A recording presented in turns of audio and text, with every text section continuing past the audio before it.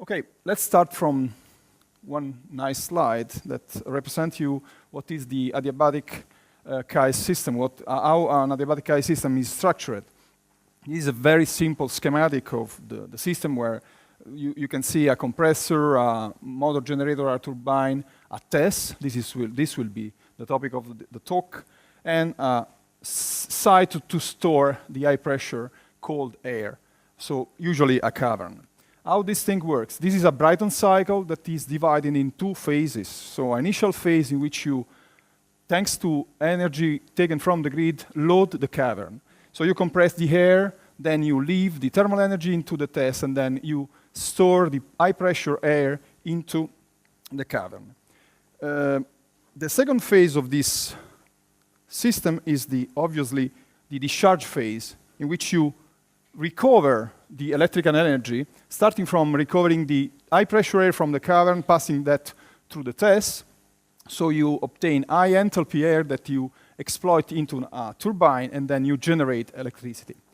The interest of the talk will be especially on the fact that there is no fuel needed, so we use this kind of system to exclude completely the need of fuel for this system. So the talk will deal about modeling and simulation of a TESS. Which kind of TESS will be in the topic? The TESS we will look or analyze is a single tank TESS, so just one tank filled with a solid material in which we'll store the thermal energy. To store this thermal energy, and this material is a very cheap material, like rocks, river rocks, for example, we use air. So hot air passing through the rocks can leave there the thermal energy. So you have hot air coming from top and cold air going out from bottom, and you have a formation inside one of this system of a thermocline. This is the, let's say, the keyword of these single tank systems. You have a thermocline that is a thin region in which you have all the temperature gradients that separates the hot region from the cold region. Keeping this thermocline thin is the secret of these systems. Obviously, it's buoyancy that makes this possible, keeping this separation stable. When you want to discharge, you just invert the direction of the flow. You extract the air from this system. Okay, to model this kind of systems, we have to make a schematic of it, and then try to make some assumptions. The schematic is like this one. You have a container with some solid spheres inside, and so you have a solid phase and a fluid phase that passes through. If you want to simulate a thing like that, your life can be made much more easier if you use a porous media approach. What you can do is consider the volume occupied by the packet bed like a porous media with homogeneous properties, characterized by the diameter of the particles, the porosity of the packet bed, the transport properties, especially for energy transport inside the system, and the pressure drop characteristics. All these things are listed here. So you substitute this complex system with a homogeneous media, for which you have to solve some equations.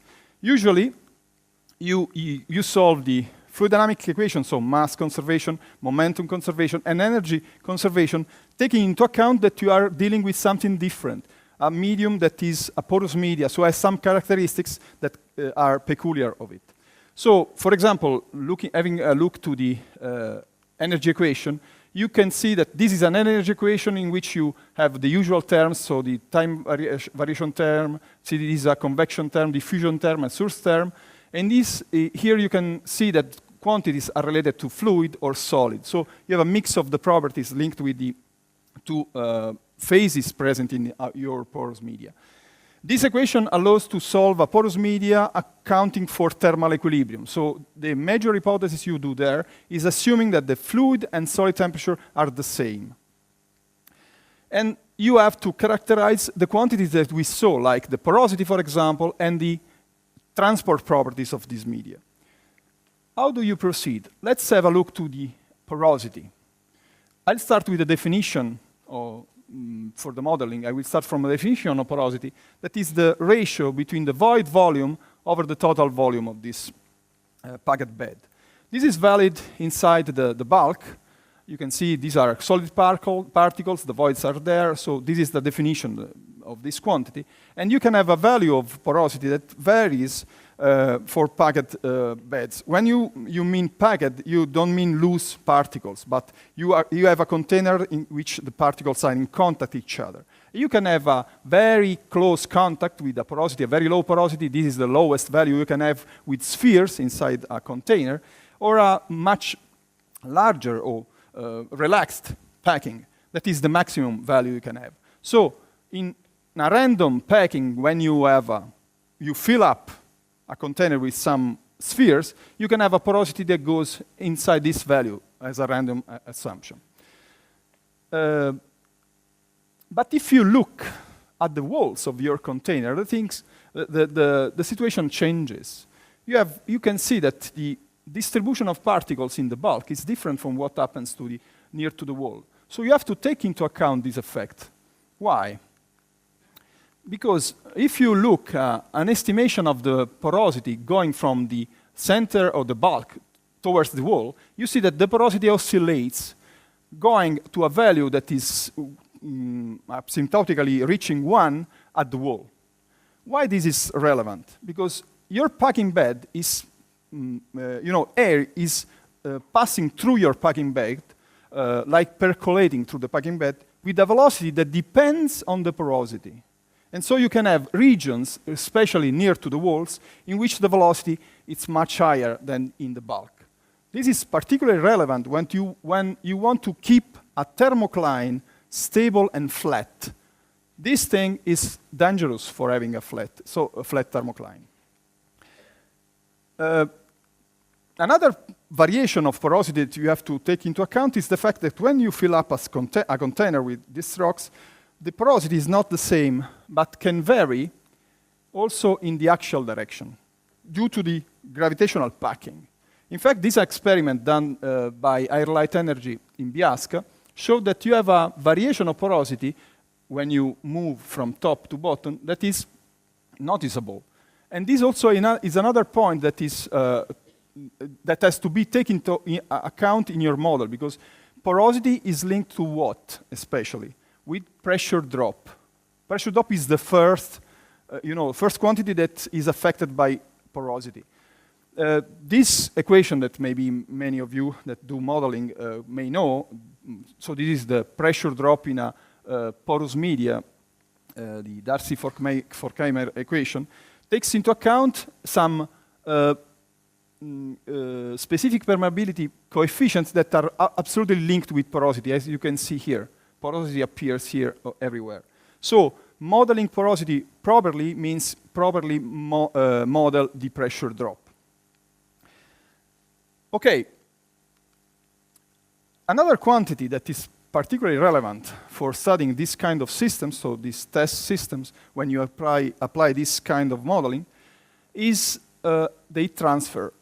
The heat transfer coefficient that appears in this equation is what is called an effective thermal conductivity. So it's not the thermal conductivity of the gas or the thermal conductivity of the solid, but it's a thermal conductivity of the bulk system, the homogeneous porous media. So something that includes inside conduction, convection, and radiation. So you have to take into account all these these effects that act simultaneously. And so this is a particularly relevant element of your simulation, because you want to simulate where the thermocline is, and this determines the position of your thermocline. So what you have to do is model properly this quantity. But what are the contribution to heat exchange in a porous media or in a packed bed, let's say, starting from a packed bed? You have to take into account that you have conduction inside the particles, conduction due to the contact of particles. Then you have radiation that plays between two particles, or radiation that plays a role between two voids. And also you have thermal conduction through tiny films of fluid, where the fluid doesn't move really, but you have also there an exchange of energy. Furthermore, the last two contributions are heat transfer by convection, solid, fluid, solid, so due to the motion of the fluid through the packed bed, and also heat transfer due to the advective mixing. So you can have current or flows with different temperature that mix. I distinguished this contribution in two parts. Why? Because this part is due to, the first part is due to heat transfer and effects that are relevant for a stagnating fluid. Instead, this part is relevant for the motion of the fluid. As you can see, convection here is relevant. So, if you model a packed bed with a porous media approach, you can take into account these effects just with the effective thermal conductivity. And these effects with the solving the equations, so the momentum equation, energy equation that will take into account this part. This is what we do usually when you use the porous media approach. And just to let you know what is the relevance of the different contribution to thermal conductivity, I show you the thermal conductivity for a packed bed of alumina spheres, quite small, but just to show you what is the effective thermal conductivity without radiation and with radiation. Just to make you notice that radiation in a system like a packed bed that arrives to up to 600 degrees C, radiation is playing a very relevant role. You can see that the difference between the two thermal conductivities is very, very strong. So radiation is playing a relevant role, and that's to be taken into account, especially for the, for the progress of your thermocline in the axial direction. So this is modeled with the specific formulas, even quite old, but robust and working well. And this is some relevant part of our models. Once you set up your model, you have to validate. So one relevant part is the validation. Obviously, you start validating looking at the literature, but then you need some experimental data. And with our partner, Sidelight Energy, we got very interesting experimental data on real-scale storage systems, like this one, that maybe you saw in other talks, that is a concrete vessel filled with river stones and equipped with a certain number of thermocouples. So the air comes from top, goes through the stones, then goes out from this exit. And in this system, we got a lot of experimental data. For this system, we got a lot of experimental data, and we could validate our models. In particular, for a very long charged experiment that we had for testing the heat losses of this system, we validated our CFD code, and you can see the data, experimental data that are the field line, and the dotted lines are instead the CFD simulations. And you can see how this can, there is a good agreement, there is some different. We fought very much to have the best agreement, and we ameliorate our model. These are one of the first results we got with this kind of system, this porous media approach, using just thermal equilibrium, just one temperature. What is, anyway, the CFD model potential? The potential of CFD is that you can really attack problems that are big in shape. In the prototype that I showed you, you had a diameter on top of 4 meters, but thermal energy storage can be much larger. For example, the one that is installed in Morocco by the same company in the Ait Baha plant has a diameter on top of 12 meters.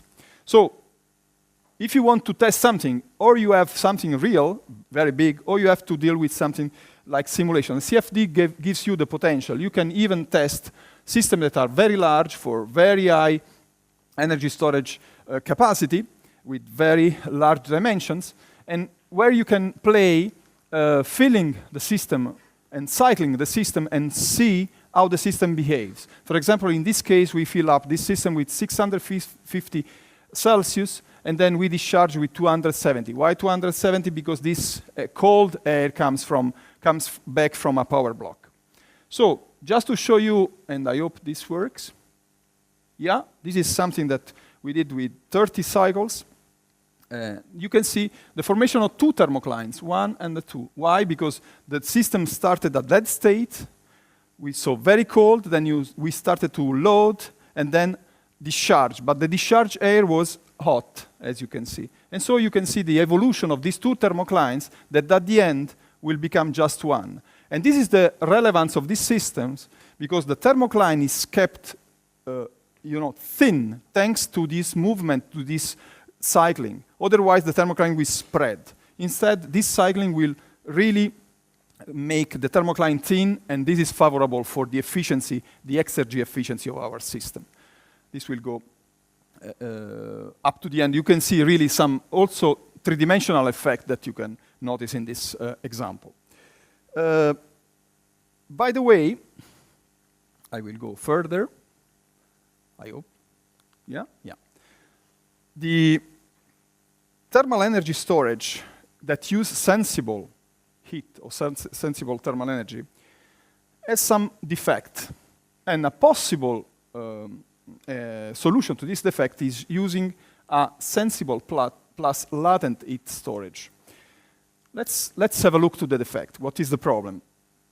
Test system, as I showed you, these packet bed systems are very cheap and very effective, robust.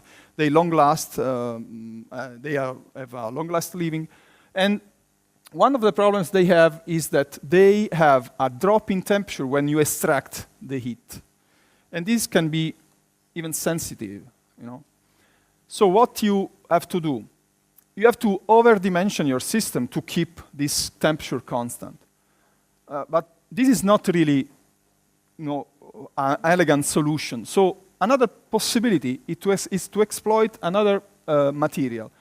Also, a material that can change phase at high temperature. Like, for example, phase change material, a metallic phase change material. This can offer a constant temperature of energy extraction. Why? Because you extract energy when they change phase, so the temperature is stable there. And then they have some problems. They have low thermal conductivity, but this depends on the material. But they have high costs. So a possible solution is to go for a combination of the two that will make the drawbacks cancelled. We can cancel the drawback of temperature drop, and we can cancel the economically unfavorability of the PCM. How we can do that? We can use the same approach as we did before, so a large packet bed to store a large quantity of energy, so large capacity, and then on top of that, we can put a layer of PCM. The layer of PCM is suited to stabilize the temperature when we extract the energy from the lower part. So charging and discharging are progressing as in the other system, in the same way.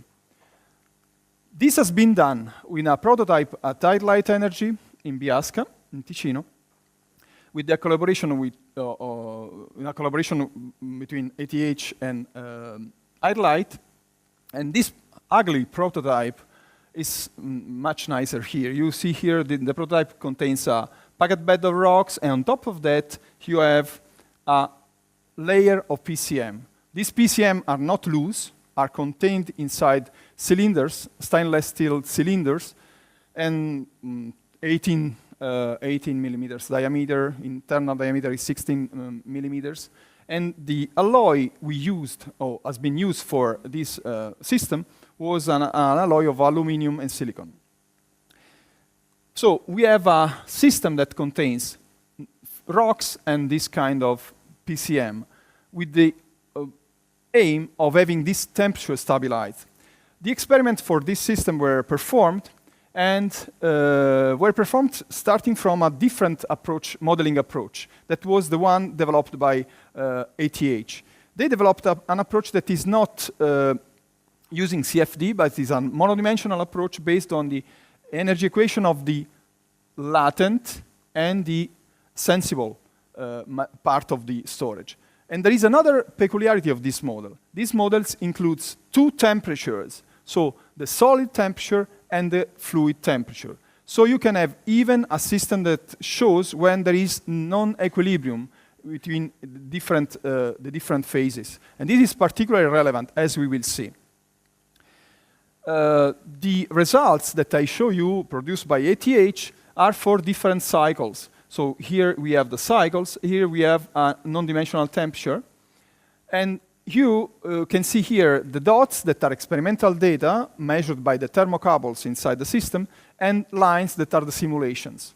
This for the latent part, and this for the sensible part. You can see the very nice agreement they had for that.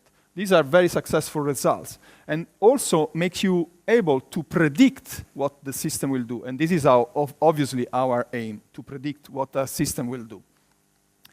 An interesting picture is this one, where you have the temperature here, non-dimensional, and here the depth of the prototype.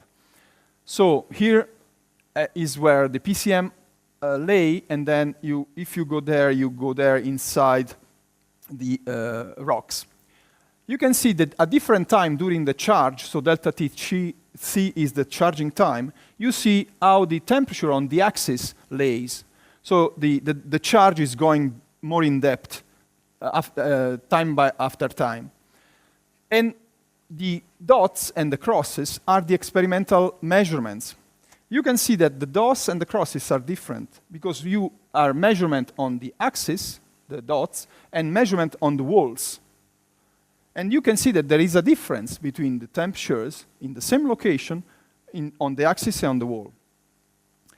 This monodimensional model doesn't show why at the moment. So CFD comes and helps in this case. So we had a synergetic approach trying to understand what happens. And here you can see that these are the plots of temperature at different timing during the charge, where you can see the progress of the thermocline. But the thermocline is not flat.